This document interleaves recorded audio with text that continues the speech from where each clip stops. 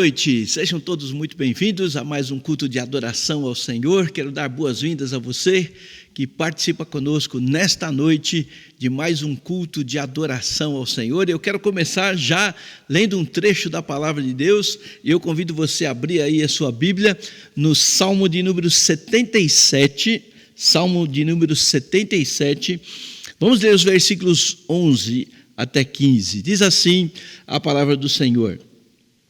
Recordo os feitos do Senhor, pois me lembro das tuas maravilhas da antiguidade.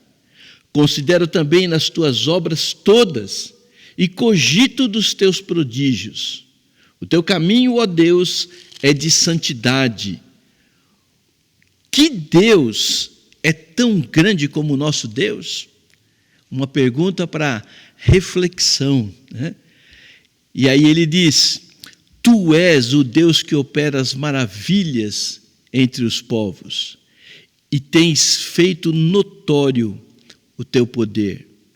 Com o teu braço remiste o teu povo. Uma exaltação a Deus, que Deus é tão grande como nosso Deus.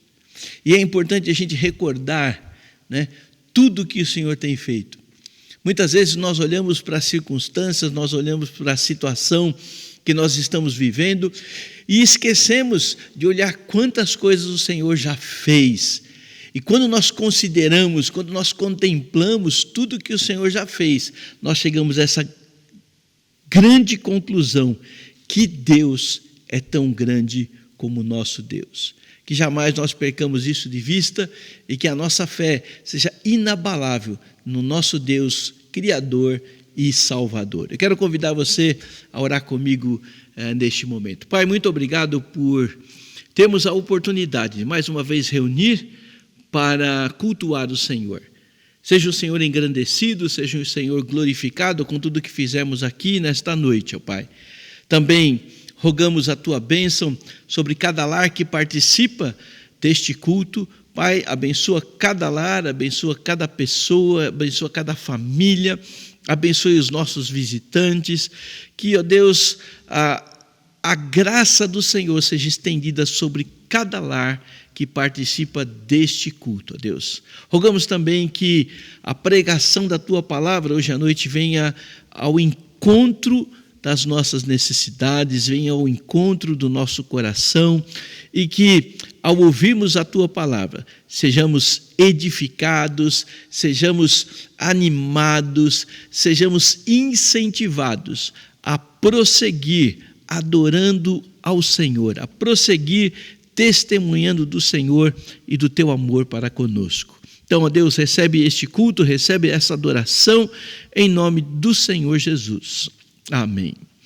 Muito bem, quero dar boas-vindas a todos, todas as famílias, especialmente para você que nos visita. Se você nos visita, a gente tem aqui embaixo, né, nosso QR Code, onde você pode fazer o seu cadastro. Nós queremos conhecer você, queremos falar com você, queremos nos comunicar com você. Então, se você nos visita, seja pela primeira, segunda, terceira, e nunca fez um cadastro aqui, faça a gentileza, nós pedimos, faça a gentileza de preencher e enviar para nós. Nós vamos orar por vocês e também vamos nos comunicar constantemente com você, tá bom? Então, sejam muito bem-vindos.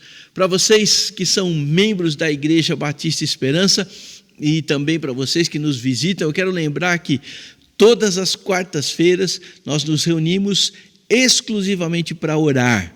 Temos orado por pessoas que estão doentes, qualquer tipo de enfermidade, temos orado pelas pessoas que estão enfrentando desemprego, temos orado pelas pessoas que estão com seus negócios abalados por causa desta pandemia, temos orado pelos projetos da nossa igreja, enfim, nós estamos reunidos para orar. Eu quero convidar você, quartas-feiras, 19h30, então, faça isso um compromisso, faça isso um voto, sintonize lá com a gente, ore conosco, mande o seu pedido de oração e que assim o Senhor seja glorificado, que as nossas orações cheguem até Ele, que Ele nos responda e que possamos nos agradar dos grandes feitos do Senhor sobre as nossas vidas. Então, marquem o compromisso, quartas-feiras, 19h30, espero vocês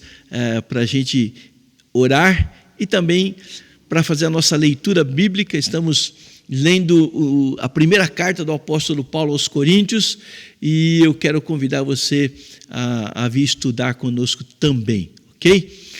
Lembrando também que a nossa distribuição de cestas de alimentos, ela foi um sucesso, né? Tivemos 347 cestas distribuídas no total, tínhamos 320 e recebemos a doação de mais 27, então ficamos com 347 cestas que foram distribuídas, com certeza abençoaram muitas famílias.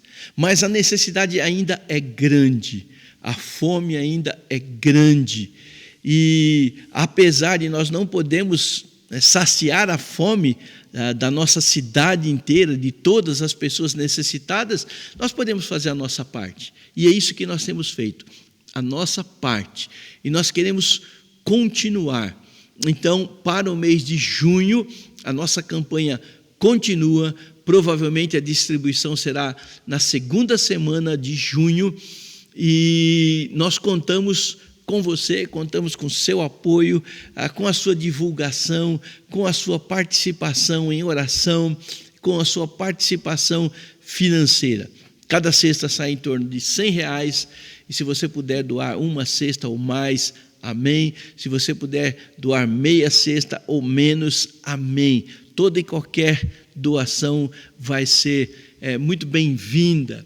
E no dia da distribuição, com certeza, vamos abençoar muitas famílias. Então, continua aparecendo aí na nossa tela o QR Code com as informações da conta. É uma conta poupança. E algumas pessoas não estavam conseguindo fazer o depósito porque estavam entrando lá como conta corrente. E não é uma conta corrente, é uma conta poupança. Então, faça ali o seu depósito e que, para a glória do Senhor, a gente consiga arrecadar os valores para comprarmos mais 320 cestas. Então, conto com você, com as suas orações, com a sua ajuda e que o Senhor seja glorificado com as nossas vidas. Nós vamos cantar um pouco agora, como temos feito, trazendo a parte musical de alguns cultos do passado, e logo após a música, o irmão William vem e ele vai trazer a mensagem da palavra de Deus para nós. Então, vamos cantar e logo em seguida o William tem a palavra. Preste atenção no recado que o Senhor tem para você, para a sua vida nessa noite. Que Deus nos abençoe.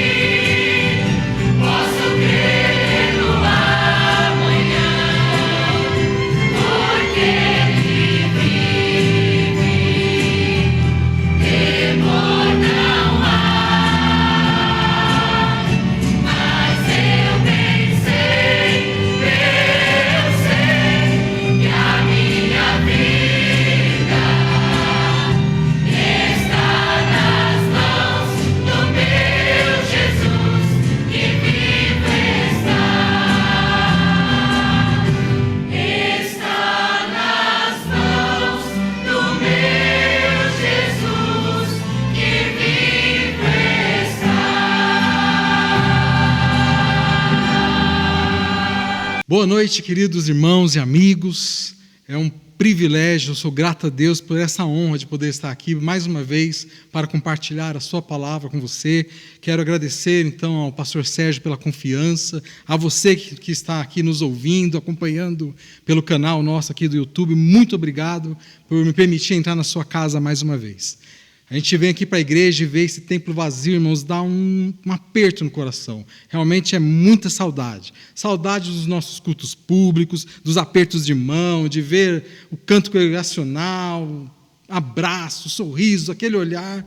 É difícil, mas eu sei que Deus está no controle de tudo. E logo, logo, irmãos, essa fase vai passar e as coisas vão entrar novamente nos eixos. O Senhor está controlando todas as coisas. E nesses dias, muitos de nós tivemos perdas, Perdas, às vezes, de emprego, perda da própria saúde, perda de oportunidade, de renda, e alguns tiveram a pior de todas, Perderam familiares, amigos, pessoas queridas. E eu oro para que Deus esteja consolando o seu coração, te dando esperança, que você se sinta realmente acariciado, cuidado por Deus. Hoje eu quero compartilhar com vocês a história de um homem que se viu no meio de uma tremenda crise de fome na terra, causada por uma seca terrível, um longo período de estiagem.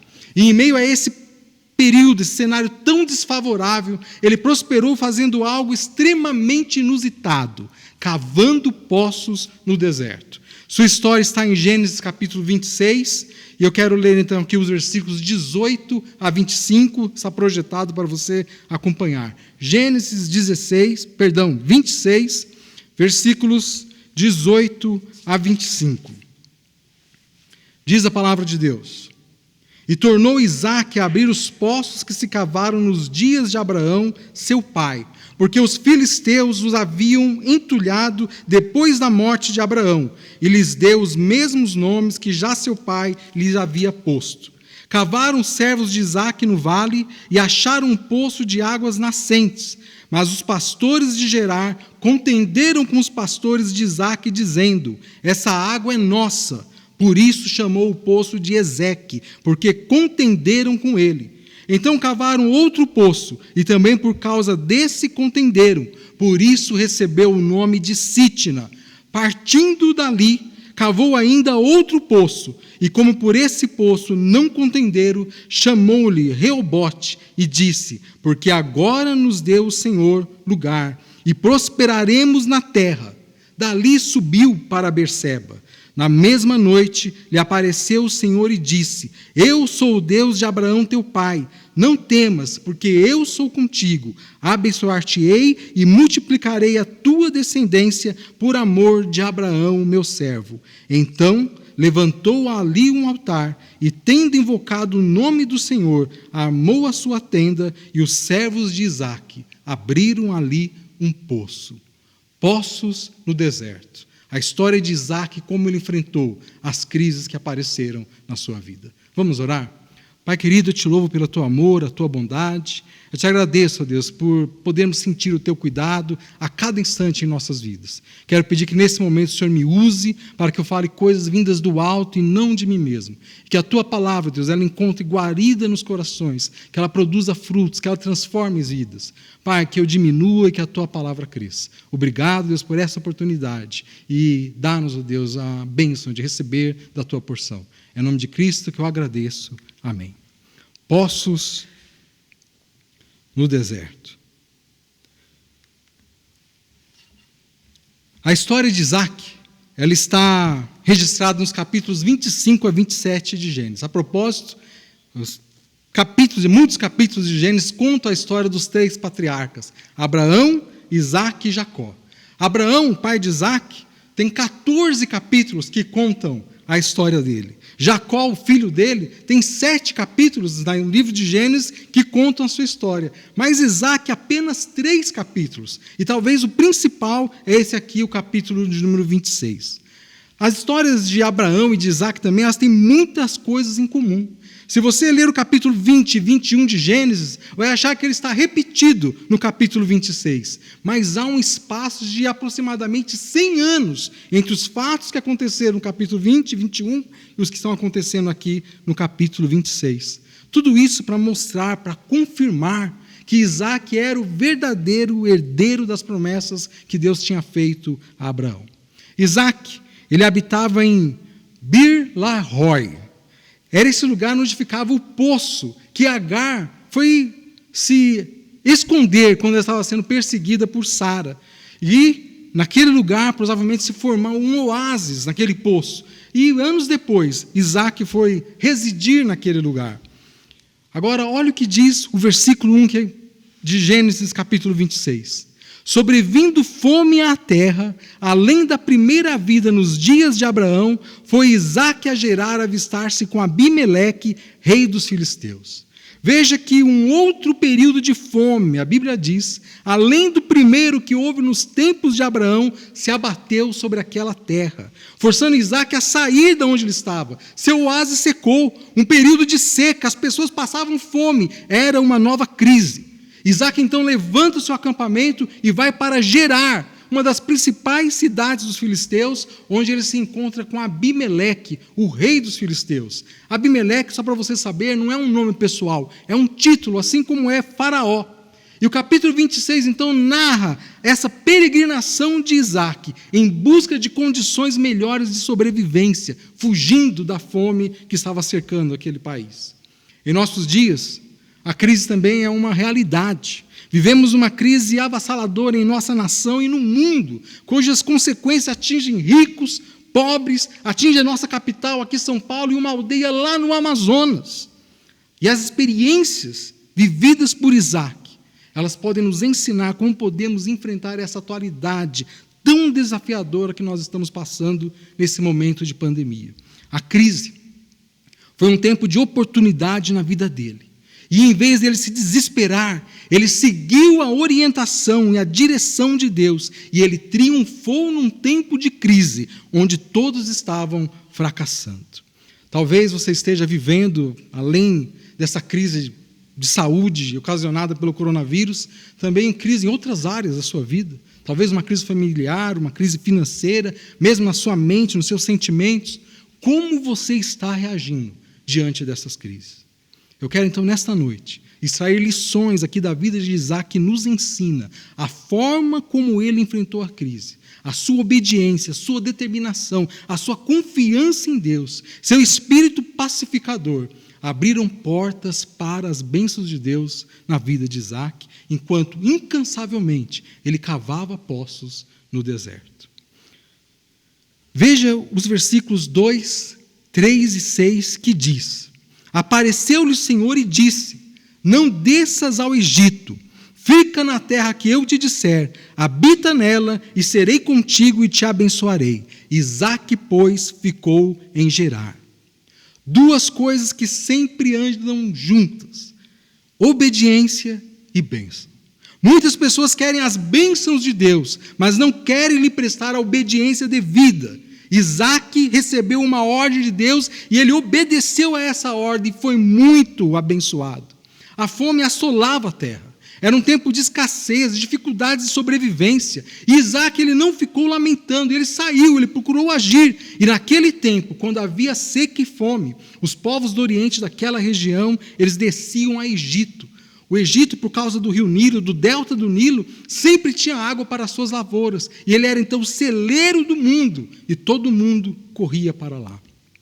Se você se lembra, Abraão, seu pai, fez isso quando houve seca na sua época. E Isaque pensou que essa era a melhor solução, saída mais fácil para enfrentar aquela crise. Eu vou descer para o Egito, lugar de fartura, de riquezas fáceis, para me sobreviver, para me dar bem. Isaque queria fugir da crise, não a enfrentar. Irmãos, é mais fácil às vezes entrar ou andar na estrada da fuga do que sobreviver no deserto. Mas nem sempre a saída mais fácil é a melhor saída.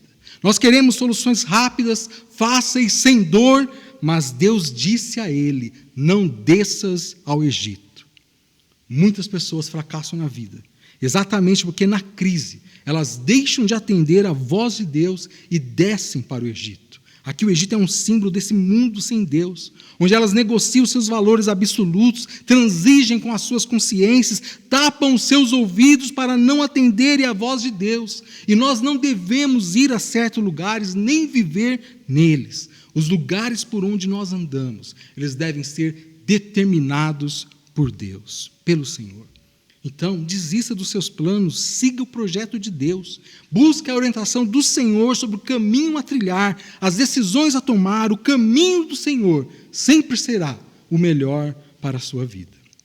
Provérbios 14, 12 diz: há um caminho que ao homem parece direito, mas o fim dele são os caminhos da morte. Na crise, nós precisamos continuar confiando nas promessas de Deus. Ele disse para Isaque: não fuja, fique, floresça onde você está plantado. Não corra dos problemas, enfrente-os, vença-os. O seu futuro está nas mãos de Deus e o caminho da obediência é o caminho da bênção. Na crise, não fuja de Deus, obedeça a Deus. Isaque ficou em Gerar, apesar do cenário totalmente contrário. Dos versículos 7 a 11, a Bíblia narra um erro que Isaque cometeu. Aliás, um erro igual ao que o seu pai Abrão tinha cometido por medo, por covardia.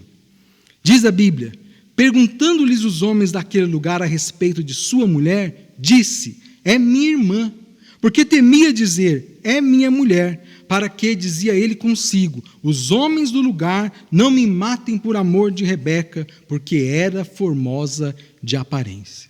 Irmãos, é difícil avaliar as questões culturais de uma época tão remota. Mas nos dias de Isaque, um chefe tribal, ele poderia matar um homem se ele quisesse ficar com a mulher dele. E um problema que Abraão teve, e que Isaque também tinha, era esse: possuir uma esposa tão linda, a ponto de despertar essa intenção. Posso entender, porque eu viveria algo parecido se estivesse no tempo dele, com a minha esposa. Então, para não correr o risco de morrer, embora correndo o risco de perder a esposa para outro homem, ele mente. Assim como Abraão tinha feito com Sara, ele fala: ela é minha irmã, não minha esposa. Se tem uma lição que nós podemos tirar dessa cena, é que se nossos filhos imitam os nossos acertos, eles também vão querer imitar os nossos erros. Como pais, nós devemos ter a preocupação de dar aos nossos filhos bons exemplos, porque são nossas ações, muito mais do que as nossas palavras, que ensinam a ele valores permanentes. Veja, Isaque, mesmo muito anos depois, um homem formado, ele lembrou-se da esperteza do seu pai e quis fazer a mesma coisa para se proteger, de uma forma covarde, colocando a sua esposa numa situação muito delicada. Mas Deus, apesar desse deslize de Isaque, cuidou deles. Abimeleque, diz a Bíblia, que viu a maneira como Isaque estava tratando Rebeca, a intimidade dele, e ele descobriu a verdade. Rebeca é a esposa dele, não a irmã. E depois de repreender Isaque por sua mentira, olha o que diz o versículo 11: e deu esta ordem a todo o povo: qualquer que tocar a este homem ou a sua mulher, certamente morrerá.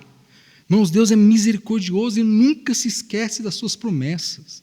Mesmo sabendo das nossas falhas, e além de receberem essa proteção especial do rei dos filisteus, Deus começa a derramar ricas bênçãos na vida deles. Veja os versículos 12 a 14. Semeou Isaque naquela terra, e no mesmo ano recolheu 100 por 1, porque o Senhor o abençoava. Enriqueceu-se o homem, prosperou, ficou riquíssimo, possuía ovelhas e bois e grande número de servos, de maneira que os filisteus lhe tinham inveja. Apesar da seca que abraçava aquela terra, Isaque semeou. Muitos podiam dizer: o lugar é deserto, aqui não chove, a terra é seca, aqui não dá água, não vai dar certo. Outros já tentaram e fracassaram, mas eles não foram capazes de desanimá-lo. Semeou Isaque naquela terra. Semear na sua terra pode significar semear no seu casamento, mesmo que tudo pareça que não está dando certo. Semear na vida dos seus filhos, apesar talvez de problemas que eles estragam.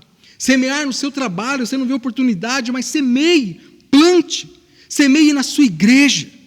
Não importa se hoje o cenário é de um deserto, nós devemos andar pela fé, semear no seu deserto. Isaías 35 diz que Deus faz o deserto florescer. Isaac, ele cumpriu a parte que lhe cabia. Ele semeou e ele colheu muito no deserto em plena seca. Diz a Bíblia no versículo 13: enriqueceu-se o homem, prosperou, ficou riquíssimo, tornou-se próspero. Sabe a razão? Versículo 12, parte B: porque o Senhor o abençoava, decorrência da sua obediência em ficar onde Deus havia ordenado. E a Bíblia diz que ele recolhia 100 por 1. Isso quer dizer que para cada uma semente que ele plantava, ele recolhia outra 100. Se ele plantava 1 grão de bico, ele recolhia 100 grãos de bico. Uma medida de grandeza, de abundância. Deus estava abençoando a sua plantação. E ali, no meio de uma região seca, desértica, Isaac prosperava. A razão do seu sucesso não é a ausência de problemas, é a presença de Deus. Cresceu tanto, a ponto de provocar a inveja dos filisteus. E olha o que eles fizeram, está no versículo 15. E por isso lhe entulharam todos os poços que os servos de seu pai haviam cavado nos dias de Abraão, enchendo-os de terra. Irmãos, Isaac havia herdado poços do seu pai. E um poço de água, numa região com tanta escassez desse recurso, era uma mina de ouro. E esses poços beneficiavam não só ele como proprietário, mas as pessoas que habitavam ao redor deles. Mas, movido por inveja, os filisteus entulharam esses poços, enchendo-os de terra, prejudicando a eles mesmos. Irmãos, a inveja é um desgosto provocado pela felicidade ou a prosperidade de alguém. O invejoso é aquele que não se alegra com o que ele tem e ainda sente desgosto pelo que ele não tem. O invejoso é aquele que sofre porque não tem o que é do outro. Ele se torna infeliz porque vê o outro feliz. Sente-se mal porque o outro está bem. Sente-se desprezado e miserável porque o outro é honrado. Trata-se de um sentimento pecaminoso, mau. E quando o apóstolo Tiago fala sobre as guerras que acontecem, ele diz que elas são o resultado de um coração invejoso. Tiago 3,16. Por isso é muito importante tomar cuidado com esse sentimento. Inveja é coisa de filisteu, não do povo de Deus. Gálatas 5,26 diz: não sejamos cobiçosos de vanglórias, irritando-nos uns aos outros, invejando-nos uns aos outros. A Bíblia diz que nós devemos ter um tipo de amor tão perfeito quanto o de Deus tem por nós. Lá em 1 Coríntios 13, versículos 4 e 5, diz que o amor é sofredor, é benigno. O amor não é invejoso. O amor não trata com leviandade, não se ensoberbece, não se porta com indecência, não busca os seus interesses, não se irrita, não suspeita mal. Abimeleque, o rei dos filisteus, movido por inveja, diz o texto, expulsou Isaac de onde ele estava, lá no versículo 26. E daí por diante, vai nos contar a Bíblia, essa caminhada de Isaac, de como essa é a sua nova etapa da vida, onde cada nova fase se relaciona com um poço que ele abriu.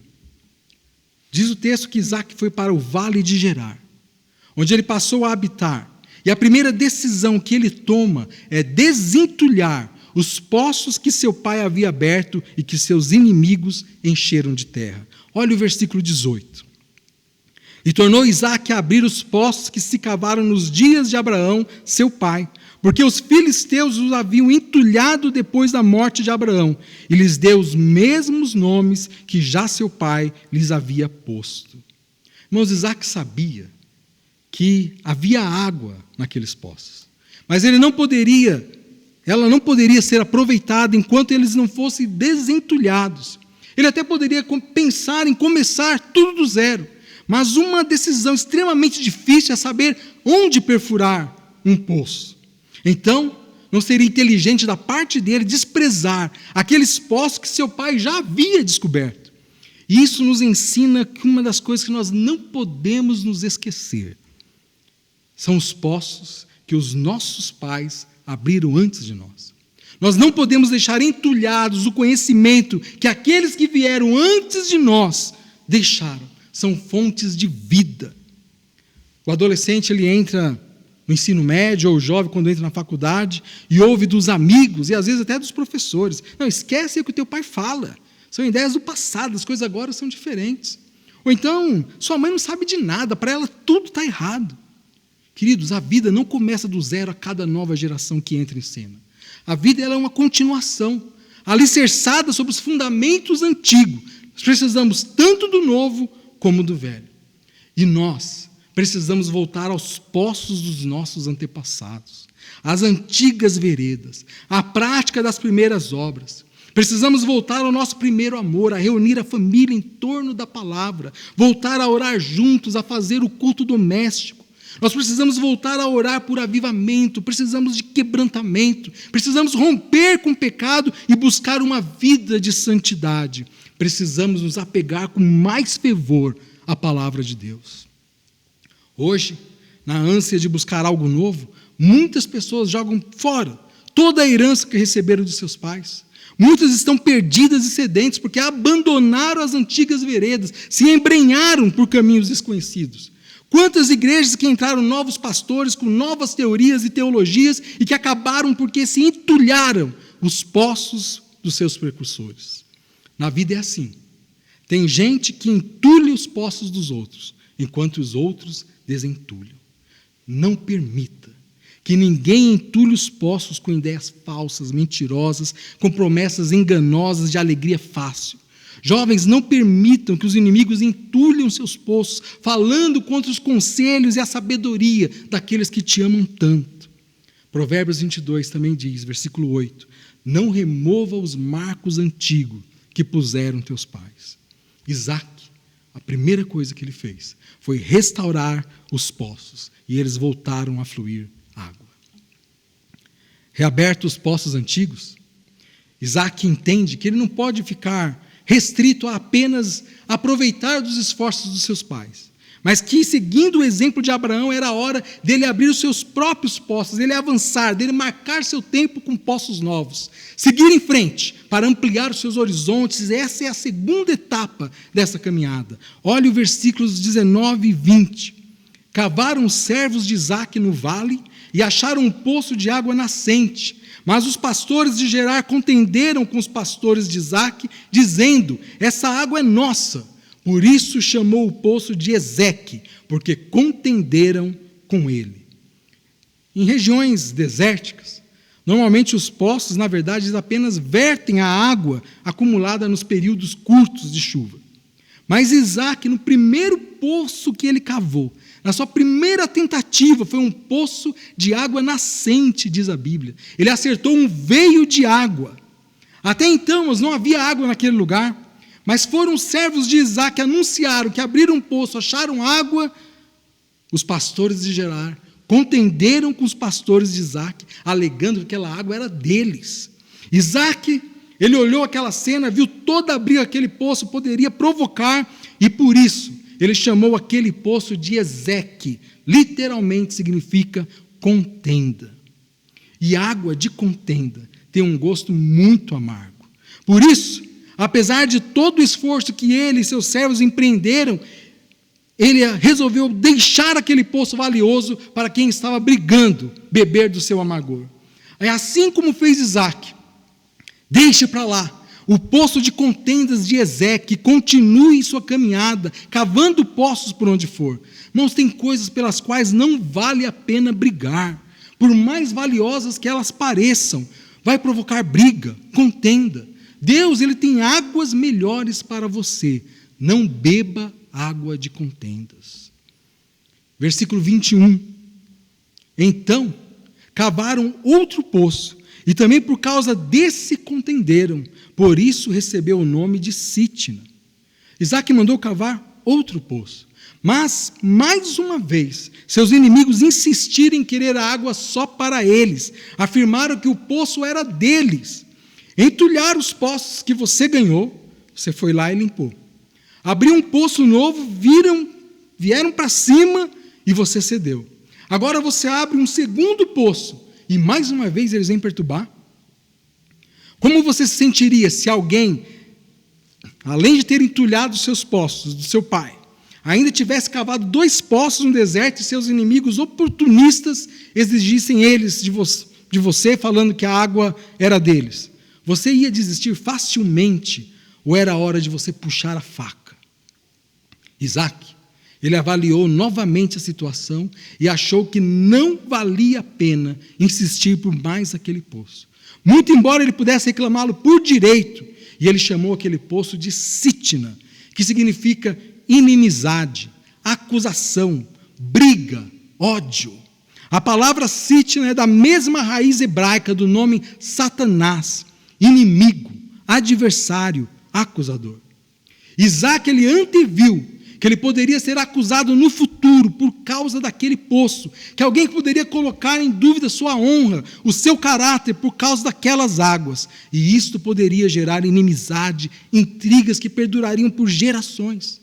Isaac percebeu que aquelas águas tinham um fundo maligno, de acusação, e ele não quis nada de Sitna. Ele não queria nada de um poço que pudesse o inimigo levantar o dedo mais tarde e dizer: olha, isso aqui não é seu. Irmãos, às vezes nós precisamos perder para ganhar. Às vezes, por querer fazer valer o nosso direito, nosso testemunho fica prejudicado. E o inimigo, o acusador, ele aponta o dedo sujo para nós. Olha lá, diz que é crente, mas mexe com ele para você ver como ele reage. Eu não estou dizendo que nós, como crentes, não devemos lutar pelos nossos direitos, mas atente para a sua motivação. Porque muitas vezes nós fazemos mais questão pelo nosso orgulho ferido do que pelo direito em si mesmo. E se existe alguma coisa na sua vida que está dando ao inimigo a oportunidade de levantar o dedo para te acusar, deixe isso para trás. Perca agora para poder ganhar lá na frente. A carta de Pedro, a primeira carta dele, capítulo 3, versículos 8 a 12, tem um texto incrível, um grande ensinamento. Finalmente, sede todos de igual ânimo, compadecidos, fraternalmente amigos, misericordiosos, humildes, não pagando mal por mal ou injúria por injúria, antes pelo contrário, bendizendo, pois para isto mesmo fostes chamados, a fim de receberdes bênçãos por herança. Pois quem quer amar a vida e ver dias felizes, refreie a língua do mal e evite que os seus lábios falem dolosamente. Aparta-se do mal, pratique o que é bom, busque a paz e empenhe-se por alcançá-la. Porque os olhos do Senhor repousam sobre os justos e os seus ouvidos estão abertos às suas súplicas, mas o rosto do Senhor está contra aqueles que praticam males. Se você cavou um poço e por isso foi alvo de inimizades, peça a Deus que abra outras portas e que te dê condições de continuar cavando poços para o seu sustento. Procure cavar poços de amizade, onde você possa se refrescar com alegria. Não beba água de inimizade. Versículo 22 diz: partindo dali, cavou ainda outro poço. E como por esse não contenderam, chamou-lhe Reobote e disse: porque agora nos deu lugar o Senhor e prosperaremos na terra. Isaac, ele não resistiu ao mal, ele partiu dali, caiu fora, diz o texto, deixou o poço da acusação para trás e continuou cavando poços e encontrou água novamente. Dessa vez, diz a Bíblia que ninguém o perturbou e por isso chamou aquele poço de Reobote, que significa amplitude, lugar espaçoso, lugar de descanso e de alívio. Aquele era um local, irmãos, muito aberto, largo. Certamente Deus é quem mostrou aquele lugar para que Isaac pudesse ir e lhe dava direção para encontrar a água tão necessária. Veja o que diz o versículo 22. Partindo dali, cavou ainda outro poço, e como esse não contenderam, chamou-lhe Reobote e disse: porque agora nos deu lugar o Senhor e prosperaremos na terra. Isaac, ele não resistiu ao mal. Ele partiu dali, ele caiu fora, ele deixou o poço da acusação para trás e continuou cavando poços e encontrou água novamente. E dessa vez ninguém o perturbou e por isso ele chamou esse poço de Reobote, que significa amplitude, lugar espaçoso, lugar de descanso e de alívio. Aquele era um local muito aberto e largo. Certamente Deus é quem mostrou aquele lugar para Isaac e lhe dava direção para encontrar água. Se Isaac, mas não tivesse perseverado, Ele estaria bebendo água de entulho, água amarga de contenda e até água de inimizade. Mas como ele continuou cavando poços, Isaque encontrou águas de prosperidade. Agora, ele tinha um lugar espaçoso para crescer e seus inimigos se cansaram de ir atrás dele. Continue cavando os poços e Deus te dará um lugar espaçoso como Reobote, e seus inimigos não vão te alcançar. Isaque disse que agora nos deu lugar o Senhor e prosperaremos na terra. Agora Isaque tinha um lugar para fazer os seus negócios crescerem, prosperarem, para amar as suas tendas, quem sabe construir uma grande casa, sua plantação que já era abençoada, num lugar com água e com paz, seria multiplicada não por 100, por 1000. Me diz se esse não é o tipo de lugar que eu e você gostaríamos de estar. Nunca mais sairíamos de um lugar assim, onde a prosperidade, a riqueza, o conforto, elas eram abundantes. Mas olha o versículo 23. Dali subiu para Berseba. Para Isaque, tudo isso ainda não era suficiente. Apesar da amplitude do lugar, do poço com águas abundantes, de paz, que ele finalmente alcançou com seus inimigos, não era apenas prosperidade material que Isaque queria na sua vida. E esse tem sido o foco de muitas pessoas e a fonte de sua infelicidade. Gastam os seus dias lutando para obter bens e riquezas. Outros gastam os seus dias só pensando em comer e não passar necessidades. Andam com medo, incertezas constantes, querem sempre obter, ganhar, acumular, olham apenas para a situação presente, para o agora, para as necessidades materiais, esquecem-se das promessas de Deus. Versículo 24, na mesma noite que ele saiu para Berseba, lhe apareceu o Senhor e disse: eu sou o Deus de Abraão, teu pai. Não temas, porque eu sou contigo, abençoar-te-ei e multiplicarei a tua descendência por amor de Abraão, meu servo. Isaque finalmente encontrou o que a sua alma ansiava.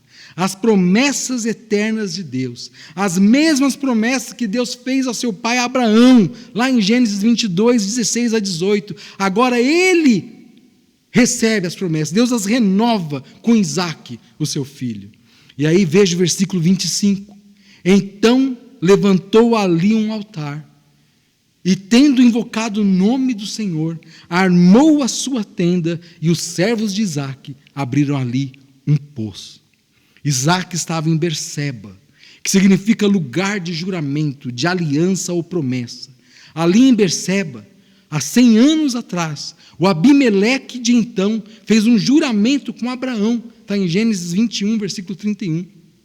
Agora, outra aliança estava sendo feita ali. Só que era uma aliança entre Deus e Isaque.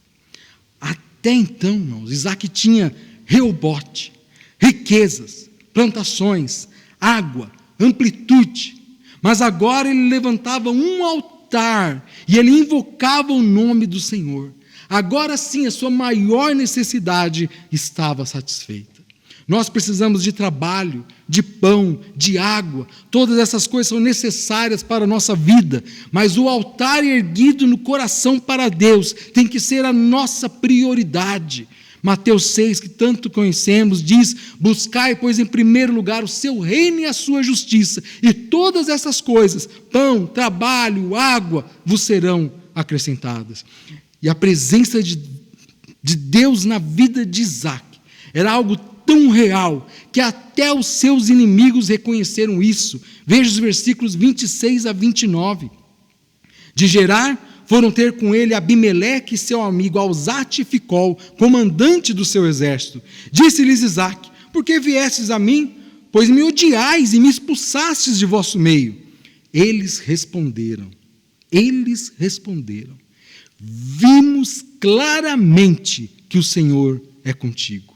Então dissemos: haja agora um juramento entre nós e ti, e façamos outra aliança contigo. Jura que nos não farás mal, como também não temos te tocado, e como te fizemos somente o bem, e te deixamos ir em paz, porque tu agora és o abençoado do Senhor.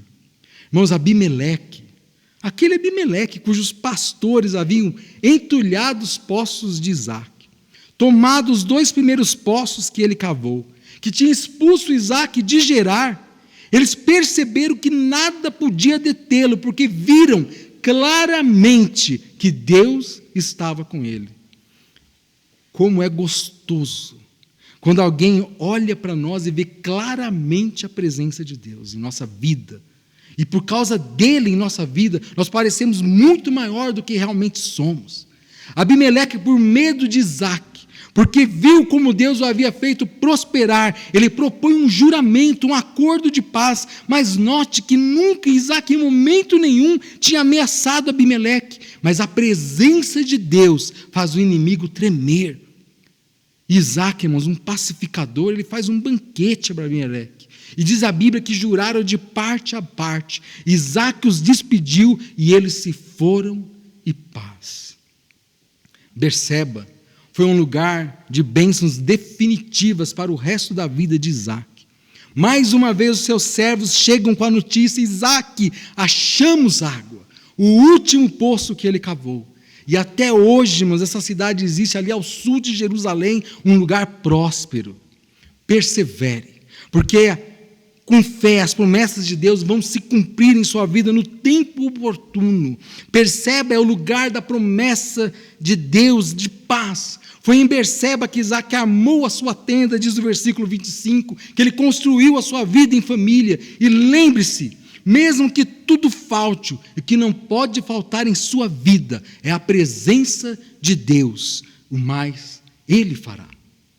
Eu quero concluir dizendo que para cavar poços é preciso continuar acreditando que as bênçãos de Deus fluirão mesmo em tempos de crise. As promessas de Deus, elas são uma fonte de bênção inesgotável, e só Ele é capaz de saciar a nossa sede espiritual. Não desista até você chegar a Berseba, até você erguer um altar para o Senhor no seu coração. Em Deus há um poço de água nascente chamado Jesus Cristo. E se a alma sedenta beber de suas águas, nunca mais ela terá sede. Nessa pandemia, as pessoas estão aflitas, procurando saídas para a angústia que assola o coração. E como diz o profeta Jeremias, muitos deixaram o manancial de águas vivas e cavaram cisternas rotas que não retêm as águas. Jeremias 2,13. A cisterna, ela é um reservatório, onde ficam retidas a água da chuva. Não produz água viva, logo ela seca. E as Escrituras asseveram que, longe de Deus, o máximo que você vai construir são cisternas rotas, cisternas trincadas, quebradas, que não são capazes de reter a água, que dirá produzi-la. Mas Jesus, Ele dá aos homens a água da vida. Jesus respondeu e disse-lhe: qualquer que beber desta água tornará a ter sede, mas aquele que beber da água que eu lhe der nunca terá sede, porque a água que eu lhe der se fará nele uma fonte de água que salte para a vida eterna. Hoje você é convidado a vir a essas águas. Todos vós os que tendes sede, vinde às águas, disse o profeta Isaías. Se essa mensagem faz sentido para você, se você quer saber mais a respeito da salvação em Cristo Jesus, a fonte da água viva, deixe-nos ajudá-lo. Entre em contato pelos nossos canais, deixe uma mensagem aqui no chat do YouTube, mande um WhatsApp para nós, fale com quem te convidou para ouvir esse culto, nós entraremos em contato com você. Nós teremos uma imensa satisfação em te explicar com mais clareza como você pode obter a salvação em Cristo e usufruir das águas desse Deus tão maravilhoso. Vamos orar? Pai, eu te louvo pelo teu amor, Pai. Eu te louvo porque encontrei no Senhor a salvação em Jesus Cristo, Pai, fonte de água viva. Porque dentro de mim há um manancial, Deus, que o teu Filho produz. Porque eu tenho a certeza da vida eterna que só Ele pode, ó Deus, colocar no nosso coração. Obrigado por tão grande salvação. Que hoje a tua palavra, Deus, possa incomodar e salvar, ó Deus, aqueles que ainda não te conhecem. Que eles tenham o desejo de saciar a sede deles também nessa fonte, ó Pai. Abençoa os teus filhos, Deus, guarda-os, protege-os essa semana. Que eles também, ó Deus, possam usufruir das bênçãos de Deus, um Deus provedor, e que nunca se esqueça dos seus filhos. Irmãos, a todos, muito obrigado por me ouvir até aqui. Que o bom Deus te abençoe e te guarde. Que você tenha uma semana repleta de alegrias, que você tenha coragem para desentulhar os poços, cavar novos, que você encontre fontes de água nascentes e, sobretudo, que todos vejam Deus na sua vida. Boa noite e uma boa semana.